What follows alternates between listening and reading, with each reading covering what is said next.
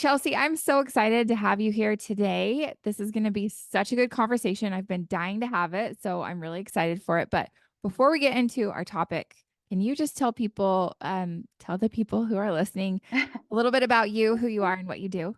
Yeah, of course. I'm so happy to be here. And I always love the opportunity to have a good, real conversation about real life things. So thank you so much for inviting me on for this conversation. I am a mom of four. I have twin daughters who are 18, another daughter that's 16, and a 12-year-old boy. So my house is full of fun. I'm in a different stage of life Yeah. than I would say maybe that I looked forward to my whole life. And that's been a really interesting thing to kind of navigate and watching my own kids grow up and go through their situations in life. And Mhm. so I also am like a business owner. I have a screen printing company, a shirt subscription club, and I have a podcast, The Dance of Growth. Love it. Okay, well, I'm really excited to talk to you today about friendship Yeah. specifically. I want to ask you before we like really dive into it, a selfish question. Since you are a little bit ahead of where I am in motherhood, my oldest daughter is going to turn 12 tomorrow. Mm, And so, if you could roll the clock back to when you had those like tweens who weren't quite teenagers yet, mhm, I just would love your advice on friendship. Like, what did you mhm. learn Yeah. parenting that age of children? And, what were the most valuable things that you learned navigating that with your kids? Yeah, luckily, I think that I learned a lot about that as a 12-year-old myself. Mm, My mom was really good about letting me kind of fight my own battles.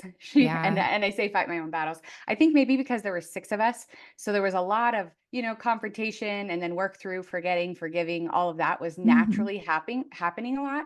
And I Yeah. think that's something that I'm noticing is like if people don't have that opportunity, it's a little bit harder to navigate situations outside of your family if you're not Mhm. if maybe if you don't have a sister to fight with or Mhm. maybe you're the oldest and you're not really fighting with people your age or whatever. So even though sometimes when our children or siblings are fighting or not getting along, it's actually kind of a really good thing for them to learn how to process and how to get over things and to move forward.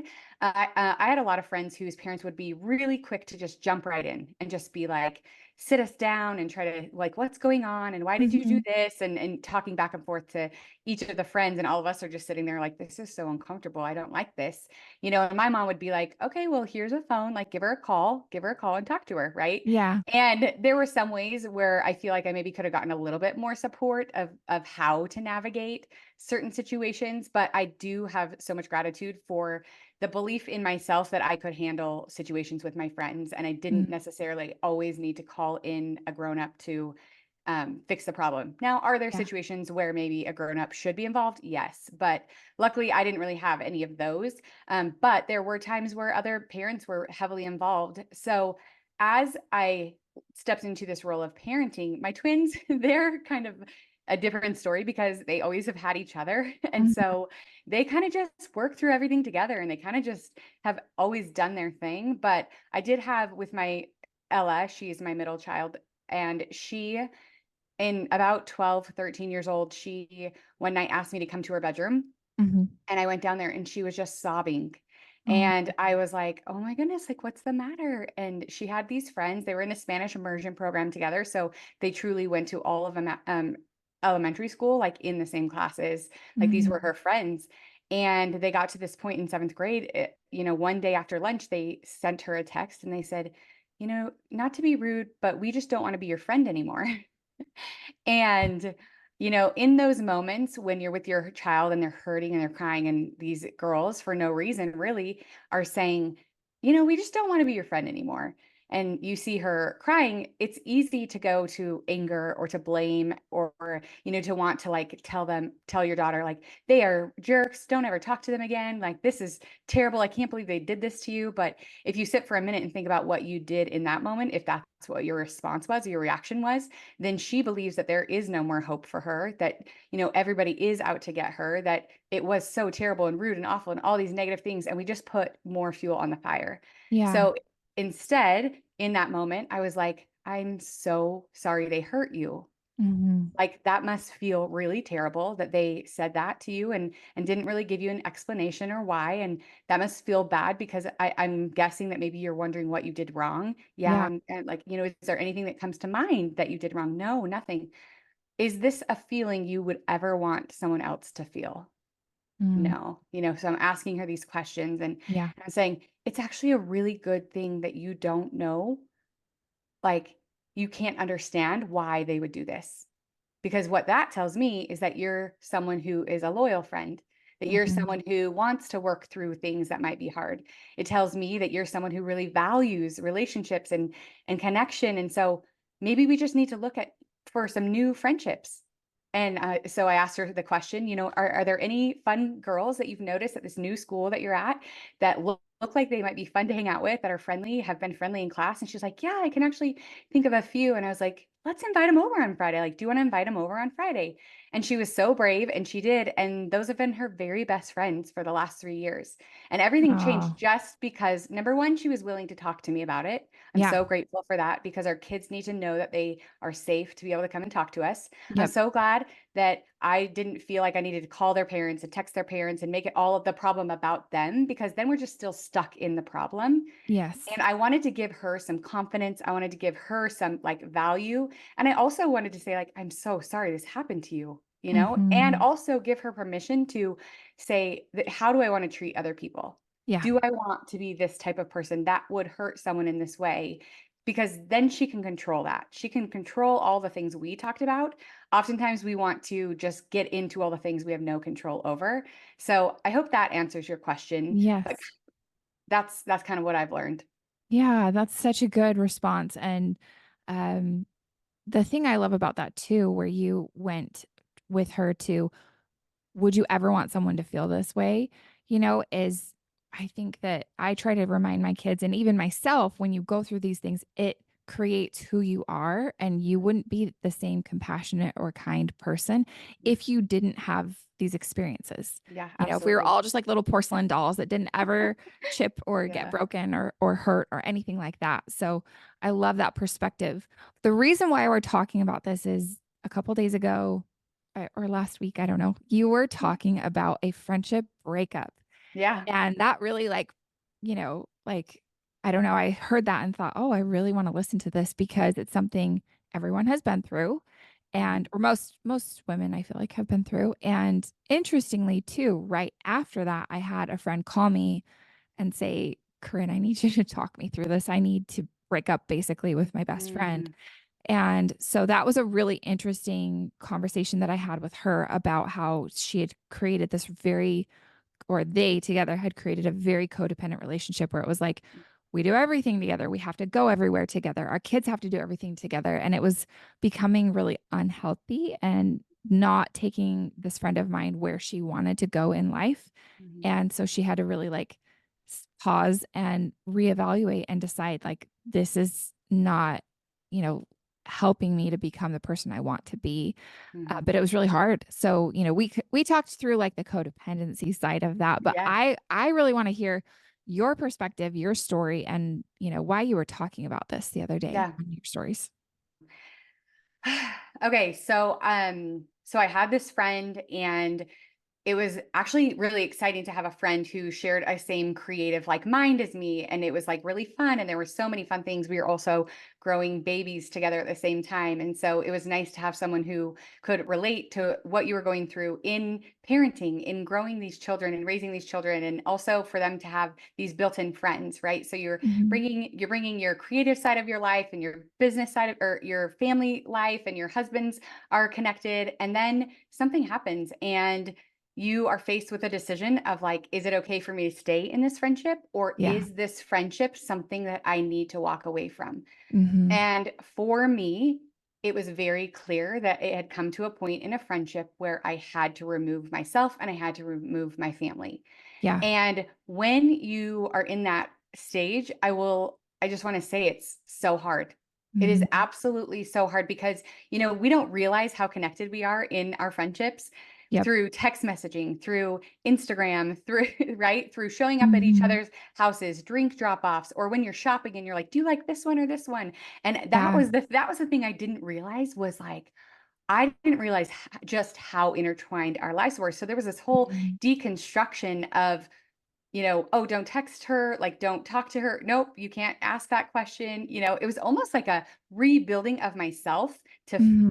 to fill the places that I had allowed her to be the part of me, if that makes sense. Yeah, So, it's a relationship. It's to yeah, me, it is very, reminiscent of, like, when you have to break up with a boyfriend and then yeah, they're not the totally. person you're hanging out with every Friday night anymore, and they're not Mhm. the person that you are texting at the end of a long day, and yeah, it's a whole different pattern of life when Yeah, you make that recognition of like, "Oh, this is really no longer, healthy for yeah, this, to have this relationship in my life." Also, side mhm, note, the other day I was talking to my daughter, my 12-year-old daughter, yeah, about relationships. She was like, "Ew, gross. I don't have a relationship." And I was like, "No, honey, relationship means like you have relationships with your teachers and with your siblings and with your parents and your yeah, grandparents." And she was like, "Oh, okay."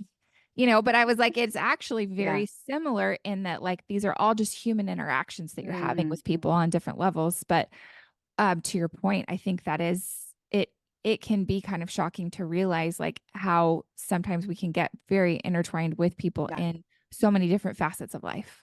Yeah, and that was my experience, and so removing was hard for that reason, like, it was hard Mhm. to be separate from the day-to-day interactions and just the habitual connection, and then the next part that was so hard that I didn't really anticipate was, like, you start questioning yourself.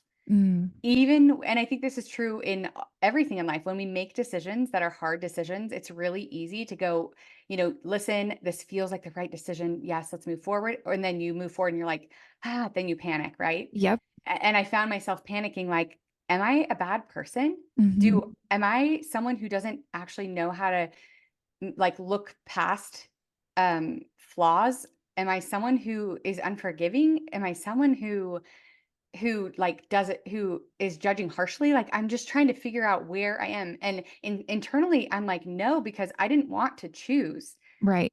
to end a friendship. I didn't that wasn't what I was looking for, and I definitely didn't want to hurt anyone, but I also knew that the most important thing that I was doing is listening to what I was being told internally through the Mhm. spirit, and I Yep. also knew that I had to look forward. I couldn't just be in the moment of where we were and what everything was going on. I had to know that there was a future ahead that could potentially look very different if I continued on the path of the friendship. Yeah, and this was so similar to the conversation I had with my friend the other day who was like, "Oh, this is literally my best friend and this is gonna be so hard to undo everything." Mhm. But she also had such really compelling, strong reasons for like, Mhm. this is getting more and more unhealthy. Like as Mhm. time goes on, it's just compounding.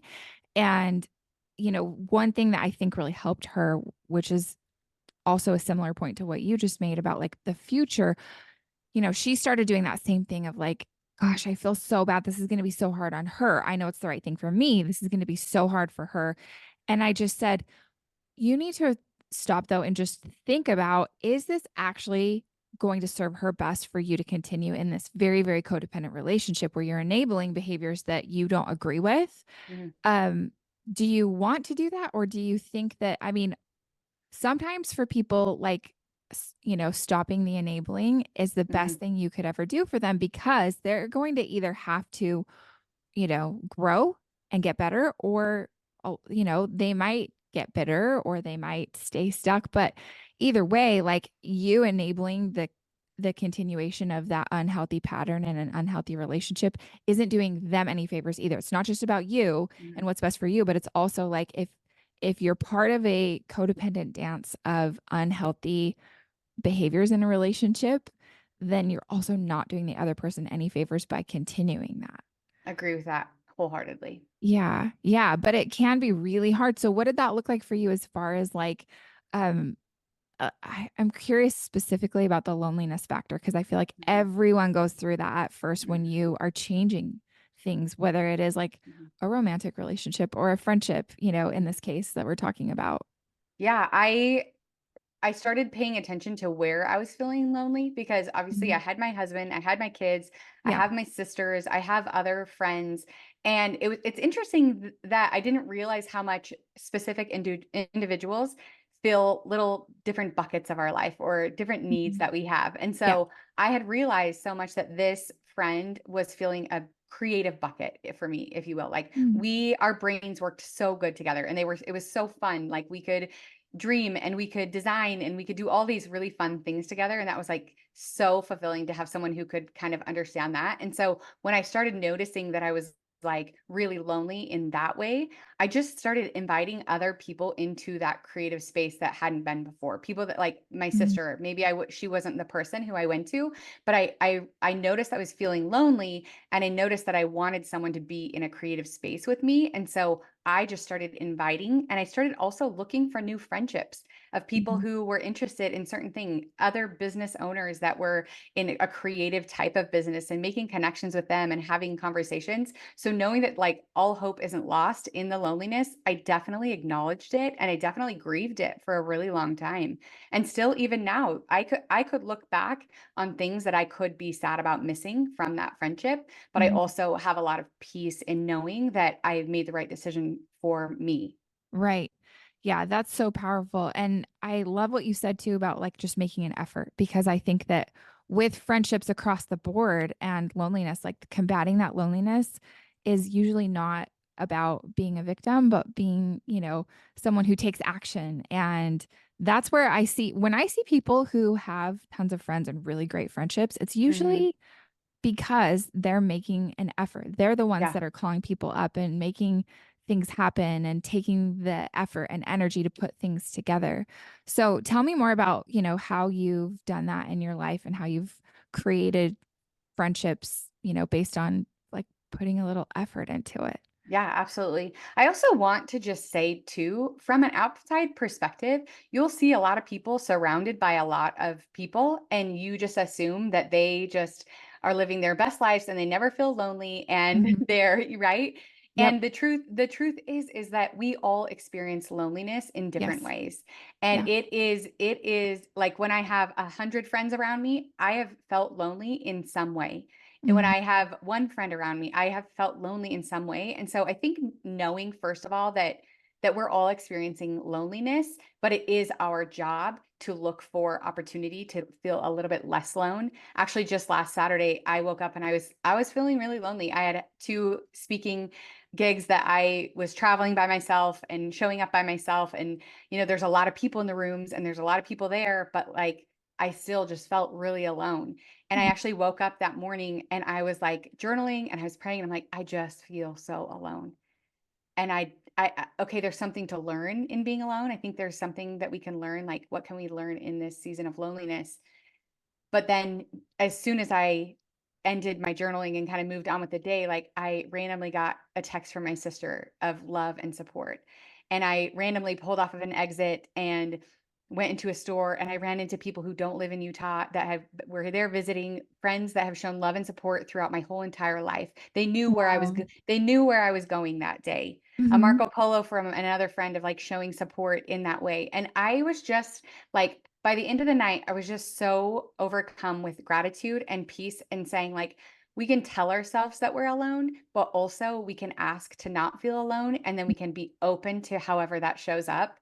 And Yes. it was also an encouragement for me too, because those people probably didn't know how I was feeling, but they made the extra effort to just like send me a message or Mhm. tell me they were thinking about me, or even just mention that they knew what I was doing and they were excited for me or whatever it was. I was like, oh my gosh, like I'm less alone than I was letting myself believe.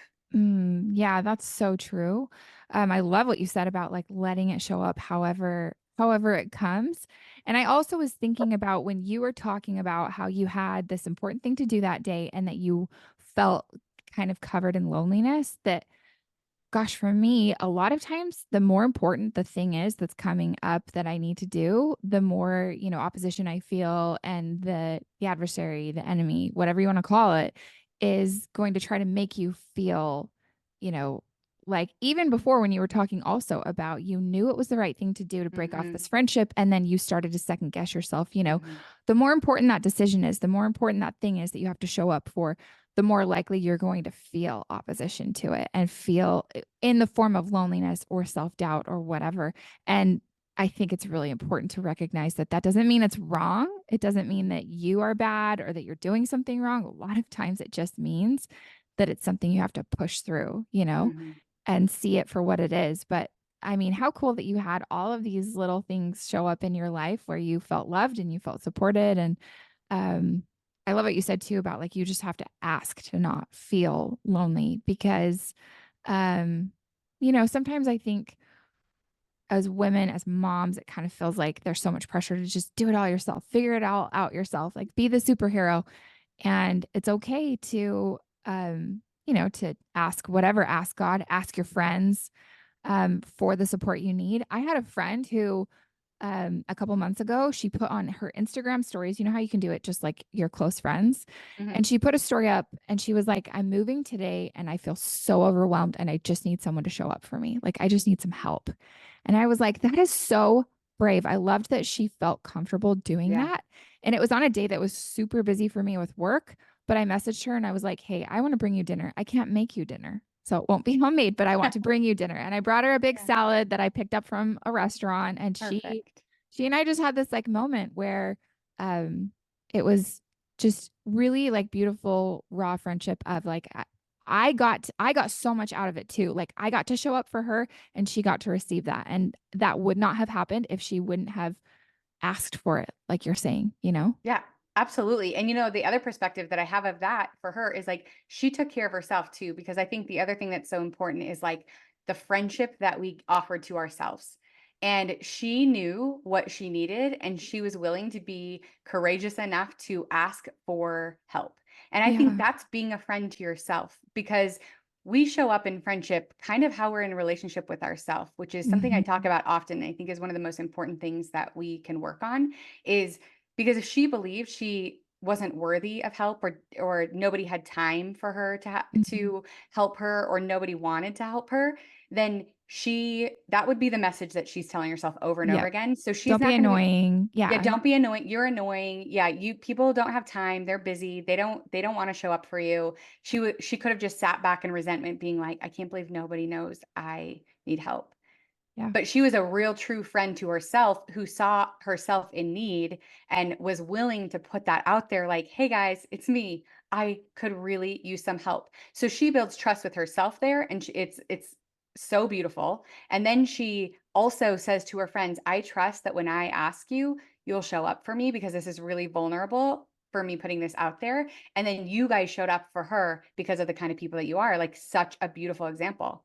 Yeah, it fed both of us that day. Yeah. But I love your point of like a lot of that is the internal self-talk and how how you are allowing yourself to your your perception of yourself and your sense of self and the what did you say in relationship with yourself? Yeah, Mhm. that's so good. That's really really powerful to think about. Okay, I would love to just talk like, discuss some tips on if you have to break off a friendship. I'll share a couple of mine and then I'd love to hear Yeah. yours. So when this friend called me, she was first of all like, I don't even know what to say to this friend of mine. And so I told her, when you have to do something where the other person is not going to understand, and probably the more explaining you do, the harder it's going to get. Yeah, totally. Sometimes it's just better to be simple. And so I told her, like, if you go in with a couple of things that you know are true and feel right to you, then you just keep circling back to that. And so I told her, like, we talked about what felt right to her. And I told her, Yeah. like, if you just tell this friend, you know what, I appreciate everything you have done for me. And not a but an it's time for us to go separate ways. And then, no matter what the like, well, what about this? And I'm so sad and I'll fix it or I'll whatever comes after that, I I really appreciate you as a friend, and everything we've been through together. And and also she was worried about the like, well, what about this? And I was there for you and I've done all of this for you. In those codependent relationships, it Mhm, often looks mhm, like that. mhm. And so we went back, we did like some role playing where it's like, I and I remember those times you showed up right after I had my babies. And I remember those times and I will always be grateful.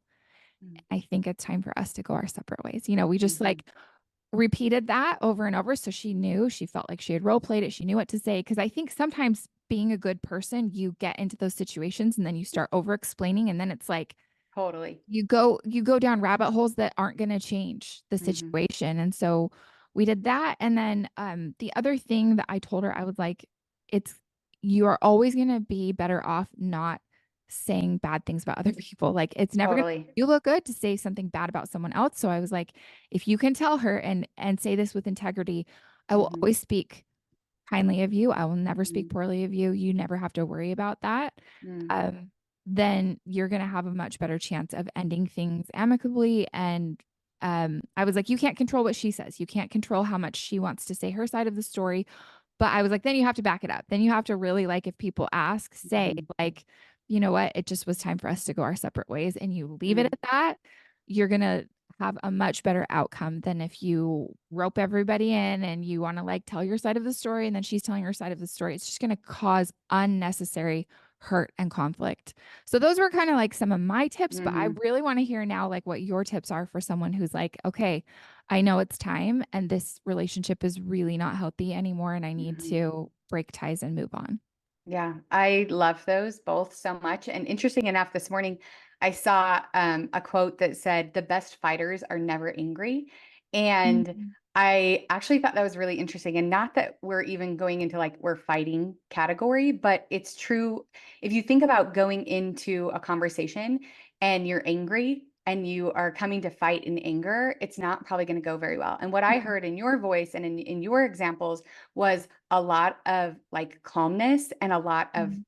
honesty Yeah. and even compassion. And I think that's the next thing that I would say is like, in order to move through the years of digesting what had happened and finding peace and acceptance, which that's why I had shared because it had maybe been 10 years since I had seen this person and we Mhm. ran into each other. And I was so grateful that it was just like oh, like there you are. And here I am. And like, we're just living our lives. And I didn't feel like I needed to say anything and I didn't need to like, you know what I mean? It was just like Yep. a very neutral, just like, oh, and that's when I knew I had truly done this work that of finding compassion Mhm. and the finding compassion that I had to do because, things didn't work out how I expected or hoped. And there were other things that caused more problems and more anger and more heartache and all of those Yep. things. And so it was like this continuous path of watching and like I would try to get to a place of peace and then there was just like more stuff and you're just like, how am I supposed to move these emotions? Because if you've had these emotions, they can be heavy. And they Mhm. say something about like, when you have a hate for someone else, it actually just poisons you. Yep. And I was experiencing that for a few years of just like I knew it was so much heavier on me. Well, I don't know what her experience was, but it was heavy in me to the Yep. point where I was just like praying, how can I get this? Like, how can I remove this from my life? Because I don't want to carry it. I really don't want to. And Yeah. so it came to the place where I just had to find things to have compassion about. Maybe Mm. compassion that our friendship didn't, it could have been really, really beautiful. We could have been friends for so many years and supported each other in so many ways. But because of the circumstance, that wasn't able to happen and have compassion for that. Or compassion for maybe the struggles that I don't know that she's facing. Maybe, we're all have our own things. And Yeah. so I just had to really practice compassion and also compassion for myself. Like, I'm sorry you had to break up with a friend that you didn't necessarily want to break up with. I'm sorry Yeah. that these things happened. And so the compassion, honestly, I can say just softened my heart over Mhm. time Yeah. so that I could not like be activated in my nervous system, that Yeah. I didn't do or say things that I wouldn't have been proud of, or I would have maybe regretted doing or saying, or I just was able to be in integrity with myself and just walk and just keep moving on with my life. Yeah. Oh, that compassion really is so important. And I thought of an experience that I've talked about a bunch of times on this podcast, but my husband's brother was shot and killed Mm. 5, almost 6 years ago. And the anger part of my husband's grief was really intense. And that lasted like year and a half, 2 years almost. And then he finally just got to a point where he was like, I'm sick of drinking poison and expecting the other person to die. Mhm. It's not working. It's not serving me. It's making me feel so miserable and it's not worth it anymore. Yeah. Um, and the transformation I watched him go through was Mm. so powerful where he was finally like, I forgive this person and it's no longer going to hold me back in life or drag me Mhm. down. That's such a powerful gift to give yourself, you know? Mhm. So there is grief for sure in losing a friendship. Totally. And I think, giving yourself compassion too for, like you said, the ups and downs of feeling sad or feeling loss is real. And then also getting to a point where you can let go of any of the hurt is such a gift to yourself, Yeah. not just, I think sometimes people are like, no, they don't deserve forgiveness. And it's like, that actually is for you, not for them. I Mhm. mean, And I sure, it's picture for it them. I picture it like this thing that we're, like, literally carrying in our hands constantly. Hmm. We're just carrying, carrying, carrying, and, like, what a gift to be able to set it down, Yep. right? It doesn't Yep. change anything. It truly doesn't change anything besides the weight that we're carrying, and I see that, Yes. like, for your brother I mean, for your husband and his brother. Yeah. It's like, I mean, I can't even imagine the weight that he was carrying, right? And Yep. almost a responsibility to make things right and to fix it and to, like, so much weight, but the gift of being able to just, like, put it down and no Hmm. longer have to be weighed down by that is Yeah. just such a powerful gift. Yeah. It really is. Okay. Now I want to ask you about green flags and friendships. What do you look for now in Mm. friendships that you feel like create really healthy bonds? I love this question so much because that's what the other thing I wanted to say was like, it's easy after you go through a hard friendship breakup to maybe close yourself off and be Mhm. like, oh, it's not safe to be friends. It's not safe to trust people. It's not safe, to put yourself out there. But I just want to encourage you that that's not true. Yep. I have found hundreds of beautiful friendships in the last 10 years. Like so more than I could count. And that's actually one of my very favorite things to think about is like there are people that exist that you don't even know exist. Yep. And I remind myself or opportunities or whatever, but I remind myself that often is like, "Oh my gosh, like there are people that exist that I don't even know exist." So, keeping your heart open and putting yourself in places like is so important. Green flags in a friendship, I would say number 1, I someone who is good at asking questions about you, so they're genuinely Mm. interested in you and your life. I love people who ask good questions and really feel like they want to know you, not Yeah. just like because there's especially when you're on social media and people feel like they already know everything about you, they don't really want to like ask you, but I'm like, what do you actually want to know about me? And what do I want to know about you? So I think that's a big green flag. How I feel is always a huge indicator for me. Like I have to pay attention to the feelings because there will be people that you'll leave and maybe you had the funnest night ever, but you have something just feels like a little like Mhm. like I don't know Yeah. if I felt all the way safe or I don't know if that felt right. And maybe not everyone experiences that, but for me, paying attention to how I feel in rooms, like am I uplifted? Am I excited after I leave? Maybe I'm Mhm. tired, but like do I still feel like full? Or do I feel like, that was maybe I wasn't in like complete integrity with myself in in those conversations or in that room? Like, maybe that's not the best place for me. Another green flag I think is, um, let's see, I'm trying to think. I had one on my mind and then it went away, but um, oh, the conversations that are being had. I Mhm. think paying attention to the conversations that are being had. I remember when I first became friends with Ashley Rose Reeves, who I think you know, and Ashley's one of my dear friends too. Yeah. yeah, and I was having these conversations with her and I kept thinking to myself like something's different here, something's different here, and I don't know what it was. And then all of a sudden I'm like, "Oh my gosh, we've been in all these conversations of friendship together and we've never sat and talked badly about our bodies." And to Mm. me, that was the Beautiful. first time that had ever happened. That was the first time I'd been in a friendship where no jokes were made, no like talking down on ourselves, no like, "Oh, lucky for you," no blah, blah, blah, right? There was, like, nothing happening. We weren't having that conversation, and so I think paying attention to the conversations that you are wanting to have more of and wanting to Mm. have less of, and Yeah. noticing, like, where that naturally happens, and really connecting to the people who are in conversations that you really want to have. Yeah. Oh, I love those. I really agree too with the conversations that you're having are really important. Um I drew kind of a hard line a few years ago where I was like, I'm just not going to spend a lot of time around people that gossip because it just Yeah. is not it's not going to help me become the person that I know I need to become. Mhm. And it was sometimes it's hard because the like, but, like, it's easier to have fun and be Mhm. funny and gossip and laugh about things that, I mean, that's like the cheap shot, that's like easy for women to sit around and gossip about other people. It takes more effort, it takes more thought, it takes more Mhm. depth to have friendships where you don't talk about other people, but they are possible.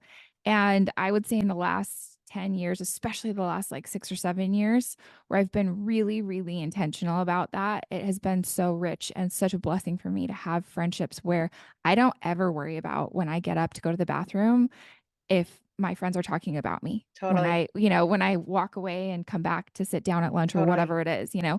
Um, and I would also say that, I I had this really interesting experience once where I was supposed to speak to a group of teenage girls, and I had an assigned topic, and I don't know if you've ever had this, but I studied, and it was just like was not coming together.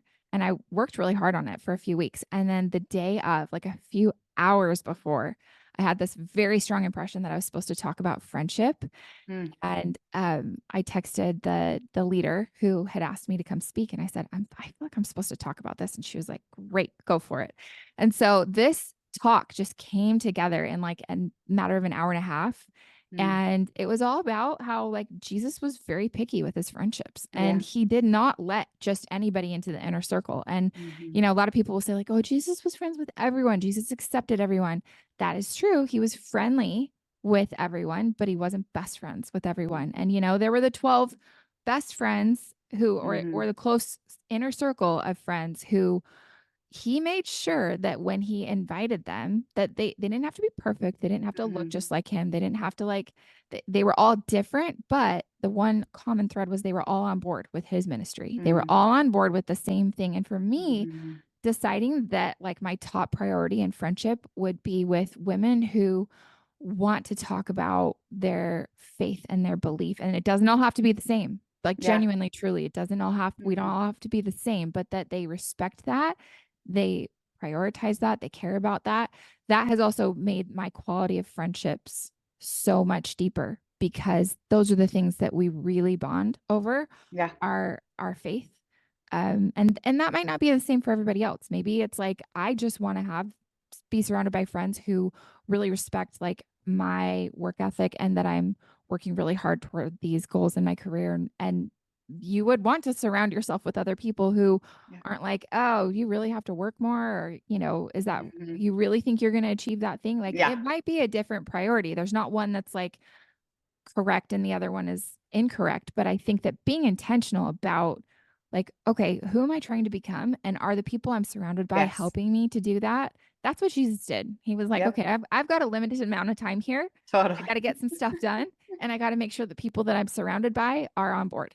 That was it, you Absolutely. know? No, and the other thing that I came to my mind when you were sharing about, it's really easy to have like surface conversation or gossip conversation. It's really easy, but it also takes away Yes. from the roots, right? And when we're over Mhm. here maybe working a little bit harder, it actually grows the roots. And Yeah, so I think that's important to remember. It's like it might be easy, but it takes away that's and so a little true. bit and more intention and a little bit more commitment to healthy, rich conversation. It might be a little more challenging, but it also gets easier with time, I feel like. And it grows like sturdy roots instead of taking away from what you're trying to build. Yeah, that's so good. I hadn't even thought of that. I love that. Okay, Chelsea, if there's one message that you could leave with the people listening to this podcast episode about friendship or really actually about anything, what would that one message be? I think being comfortable and with yourself, knowing yourself well enough to know what gifts you have to be able to offer to the people around you and being willing to show up in those gifts Mhm. and not holding back and waiting for someone to ask you, but I think that the more that we become comfortable and confident in that and showing up and maybe you're just a really good listener and maybe you feel like afraid to and you're wanting someone to ask you to come listen, but if you can offer that gift that you have to someone who might need it, I think that's how we build relationships is when everyone is humble enough to notice what value they can add to other people's lives and being willing to open it up and to offer it to others. I think that's the greatest gift that we can give ourselves and to everyone around us. That is so beautiful. And I normally I just like leave it at that and end, but I have to just add something to like validate what you just said because I had this experience with a very close friend of mine a few weeks ago who went to a 12-step meeting for the first time. And that's like one of the things that my husband Yeah. and I are super passionate about. Yeah. And this friend of mine came out of that meeting and called me after and was very emotional and just said, I want you to know that that's for the first time as an adult or probably even a teenager, probably since I was a little kid and felt like I could Mm, just be exactly who I was. So the first mm, time I walked into a room and felt so safe that I didn't have to try to be something that I wasn't in order for people to mm. accept me. And that was Wow. so beautiful for me to hear that that was a safe enough place Mhm. where everyone was just being very honest and vulnerable. And you don't have to go find your friends at 12-step meetings. Just that concept of like, Yeah. they finally felt like for the first time since they were a child that they could just be Wow. exactly who they were. It was So so beautiful. powerful. And it just Love goes that. perfectly with what you just shared. So I had to I just love that. add that and validate how true and how good that is. Mm. So, Chelsea, where can people find you if they want to keep learning from you Yes. and they want to be your friend? Yes, I love friends. I am on Instagram, Chelsea Christensen. And if you want to follow along my podcast, it's The Dance of Growth. We have great conversation about what growth really is over there. And yeah, I would love to connect with you. And thank you so much for having me and having this conversation with me today. I appreciate it so much. Yeah, thank you. Everything you added was so beautiful and I'm going to be thinking about these things for a while. Thank you. Thanks so much for listening to Mint Arrow Messages. We're so grateful that you spent time with us today. Make sure you go follow us at Corinne Stoko or at Mint Arrow Messages on Instagram. And then if you have a second and you love the show, I would love it so much if you'd leave a rating or a review on Apple Podcasts. That's the only way people can find out about us if they haven't heard about us before. So just go tap the stars, leave a rating or a review if you have a second. We would appreciate it so much.